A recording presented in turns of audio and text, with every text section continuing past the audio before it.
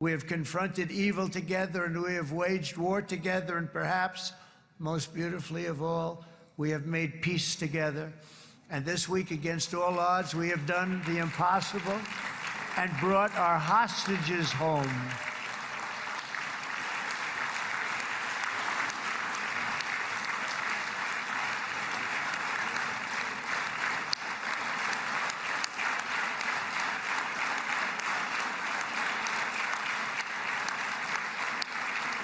So now we're going to forge a future that is worthy of our heritage. We're going to build a legacy that all the people of this region can be proud of.